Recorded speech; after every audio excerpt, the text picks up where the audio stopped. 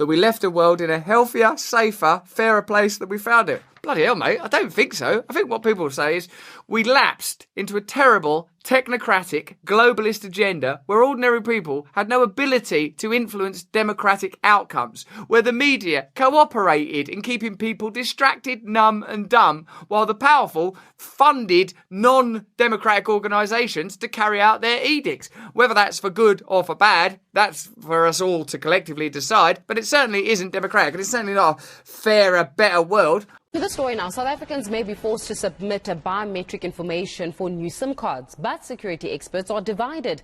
Concerns are being raised about privacy as well as data protection. But ICASA believes the stricter measures will curb the hijacking of cell phone numbers.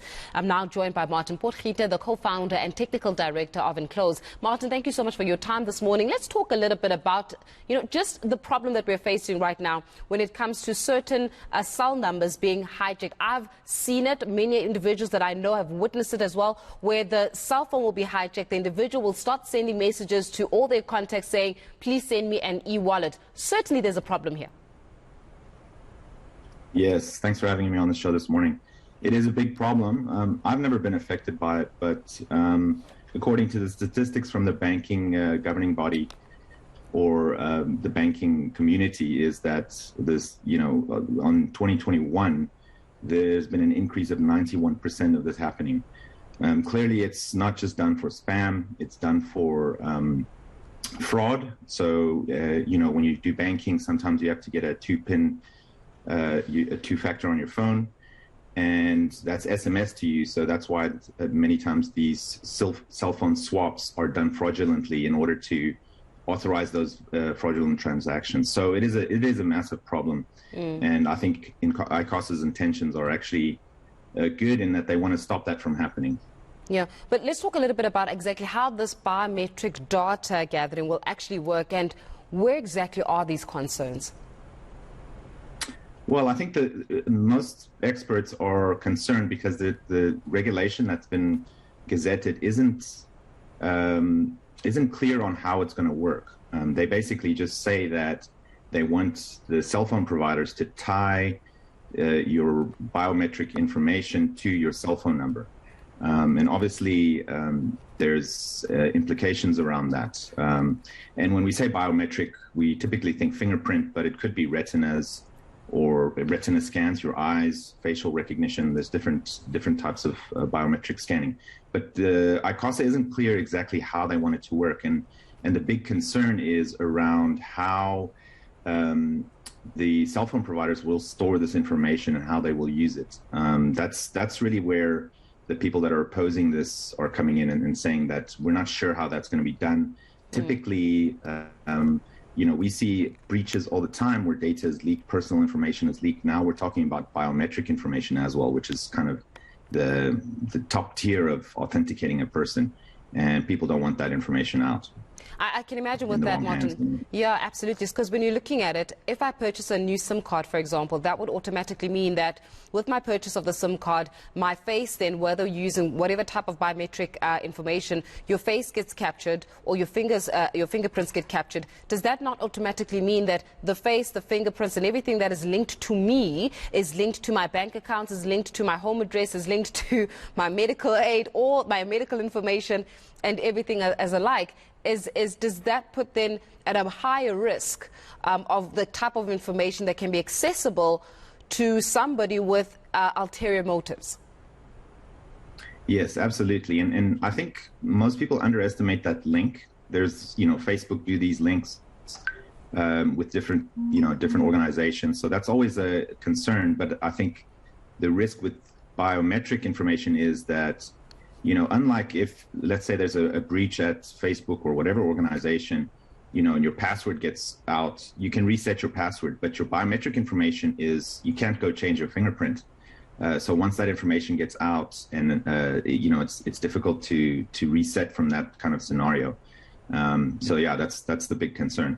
Yeah, I mean, we're talking here about certain elements or criminal elements in society, particularly in South Africa, with South Africa statistics saying that we are one of the most hackable countries, if there's even such a terminology, in the world, where, you know, a lot of this, these hackers and a lot of these, especially when it comes to financial crime, is actually being, you know, instituted in South Africa simply because of our lack of security and how we are able, then that's why information gets captured. That's why we had a similar problem with Transnet. That's why we've got various problems as well with the financial services, even credit bureaus being able to, you know, get themselves so vulnerable that hackers are able to get access to that information. What is it that we're not getting right as a country here? Because surely we should know by now that we're in the fourth industrial revolution, and that means that there are also sinister measures that go with it. Let's start here. Isn't this some form of e-government overreach? Because now what they're basically doing is they're collecting information, yakho, and linking it to your SIM card. They'll have, and as she put it, Nyani, they can collect information whereby they can link it to your medical aid, to your vaccination status, to whatever the government wants you to do as a person. So it's basically the perfect way in order to develop a social credit score. And if you are anyone who knows anything about the social credit scores, they are fucked up, and we should never agree to them as the South Africans who must be implemented. And it's very scary that the decision on whether this is implemented or not lies solely on the hands of the companies, because we as a people aren't necessarily informed. But this is what this is one of the aims of this channel. But let's get informed about the policy decisions that the government is taking or making, and then maybe over time. I think right now it's too early for this channel to actually impact policies such as these or other previous policies that I might have disagreed with, and I think the majority of people would disagree with if they knew where these policies came from and what impact they would have. But yeah, that's besides the point. For now, I would implore you to like, comment, and subscribe so that we're subscribing so that we get more information like this on a regular basis. We like because it tells the algorithm that people like watching videos like this, and then it gets the message across, and then more people are informed, and then maybe as a mass we can affect decisions in the future. And then we comment in order for me to review my own ideas and my own biases and refine them, because I'm not a perfect human being. I make mistakes too. But with that said, I it's a very scary thing. It's a very scary step that they're taking. Ukuthi they want us to upload so much data and then leave it in a cell phone SIM card, which is so tied to everything else that we do, and then we want to give it to our cell phone providers. And a couple of years ago, or the government has shown a propensity to take these cell phone providers to court in order to request this private information. It is messed up, and it scares me what type of surveillance they want to do to us as citizens as a South Africa. And because we are so uninformed about what's going on, they would have carte blanche to do as much as they please, because the number of people who are informed are not enough to actually enforce a change, or it's not things that most people would understand. It does it biometric scans, it does it data and how it operates and how the government can use it against you, and all of that, and how they can use it to control you and all of that. Not control in the conspiratorial sense, but if we know what you like, we can put those incentives along the way in order to get you to act in a way that we want you to act in. But So it's I think we should I think our hands are tied at this moment, but I think we should be informing ourselves and keeping our eyes open and starting a discussion as the people. Uba, is this where we want our country to go? Where government won't listen to us because they have their own incentives on why they chose to do this. Because it's not for our protection. It's not because they want to stop the spam or the other decisions that they were said there stated there. It's probably going to be beneficial for them in some way or another in the long term for them to take this decision. And for me, my goal is to look after the interest of the people within South Africa and not government entities.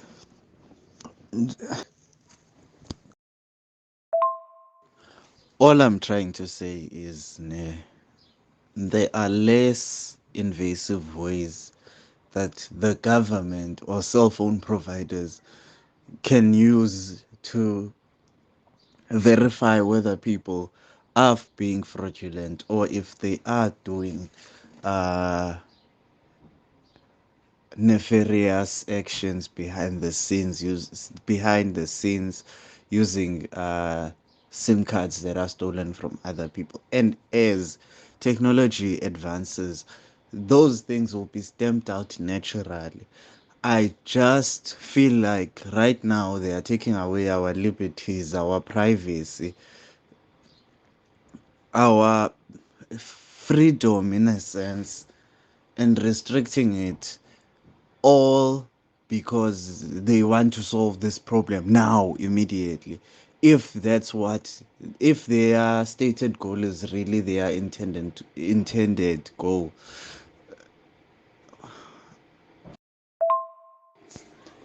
it's like they are basically trying to kill a fly with a nuclear bomb, and it's going to mess up, like, the consequences of what they have done will have a lot of societal repercussions on what the government can do and the power that the government has on the average person.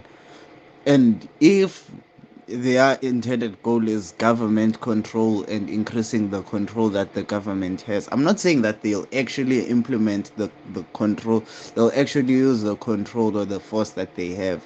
But this is a great step for the government to increase its power, its influence, and its general overall threat. If you calling someone, if you calling someone is linked to your criminal record, if your phone is linked to your criminal record, it's messed up. It is messed up. Guys, let's retain some sense of privacy. Let's keep some sense of ourselves. Once this, whatever it is, and has become a forum, and there's a lot of people, and we're discussing a better way forward for South Africa, and we're coming up with new ideas, and we're improving ourselves as individuals and as a country. It would be nice if we were working towards making the world a more, or not necessarily even the world, South Africa, a more free and democratic place rather than a safer, more stringent place. Safety will come on naturally as we advance, as we build, as we come up with ideas about, hey, my neighborhood is messed up. Let's develop a way for having a security amongst us as the guys within the law. What does the law actually say? And as people get educated, we'll be able to read the actual acts. We'll be able to know, okay, this is what I can and this is what I can't do. um, and man, because now, if we keep legislating so much away, it's gonna be a problem for us. and it's going to be basically impossible for no one to not break the laws. And once everyone is breaking the laws, it means again the government has power over us because we're all breaking the law, and at any point in time the government can exercise its power and get you arrested. So guys, let's make reasonable laws, and let's try and avoid making otherwise normal people into criminals, because I know obviously at some point these people are going to find a way around it. Just like RICA registering, we thought it would contain all the data, it would contain all the information, it contained all the data and information, and people found fraudulent ways around it. And now they are trying to do this. People will find fraudulent ways around it, but as the race continues, more and more people are becoming criminals, not being aware that they are breaking laws and acts, and they can be fined or prosecuted, and it can affect their criminal records, which affects their careers, their lives, and all of that. And this is the power that the government has on every one of us. Let's make reasonable laws. I don't see why the government should have a SIM card. Just buy, you should be able to just buy a SIM card, just without all these strings attached. They'll find another way to fight fraud. Maybe cell phone companies should be incentivized to check the activity that people do. Like I'm sure it's not, judging by the activity of the SIM card, it's not difficult to determine whether a person is an actual person, or they actually use the same SIM card or not, and whether the SIM card is a banner SIM is I don't know if it's called a banner, yeah, banner phone or something like that. Like it's something that you use for this exact. I'm sure it's not difficult to you to identify information like that, and as it's not difficult, I'm sure you could automate it or use algorithms or something to identify that and prevent it from happening. If you know that this once you know your SIM card is linked to this IP address earphone, and if I change this IP address and I put in a SIM card at Encha, and I call someone who doesn't want to be called, and I keep doing that, and this IP address has changed 5 SIM cards in one day, then it shouldn't be allowing me to call. They could just prevent a person from calling until the end of the month. They could just prevent you from changing SIM cards into a new SIM card until the end of the month. Simple things that don't go into like people using our biometric data in order to, unless there are other alternatives. It's I just don't like where this is going.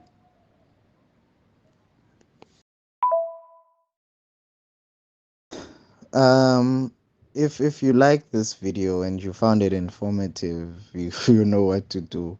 Um, enjoy your day, and I guess I'll see you on Sunday. Uploads are on Sundays and Wednesdays. Uh, Wednesdays or any time between 4 and 6 a.m. on both days. Um, enjoy the rest of your week.